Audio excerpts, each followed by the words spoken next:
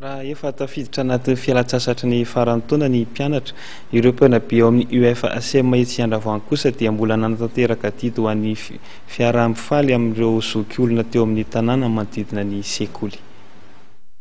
Noelim-pifaliana, noelim-piantrano, mbola ao anatin'izany teny filamatra izany an-trano no nataterahany mpanabe sy ny sekoly UFACM etsy Andravoahangy. Ny asa soa ataon'izy ireo izarana faliana amin'izao vanim-potoanan'ny krismasy sy ny faran'ny taona izao. Toy ny fanaony isan-taona dia nanangona voatsirambin'ny tanana amin'ny mpanabe rehetra izay tarihan'ny tale Ramatora Zafimanatsoelianina ny vidianana zavamamy sy sakafo natolotra izy ireo an'ny zokiolona sy ireo ankizy sahirana ara-pivelomana ao amin'ny fokontany Andravoahangy manodidina ny toerana misy ny sekoly.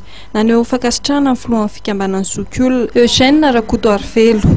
Amin'ny zavatra ataon'ny soma zao fotoana izao ny sekoly moa izany dia manabe ny tanora ka indrindra hoe le zavatra ataon'ny sekoly ho an'ny zokiolona androany dia fanabeazana andreo le ankizy mianatra amin'ny sekoly misaotra betsaka indra ny ka ahatra hatramin'ny farany ahazo ny fahazavan'ny fanahy-masina ny mpianatra ary indrindra ny mpanabe mba hahita soa izay ho tadiavina izy rehetra.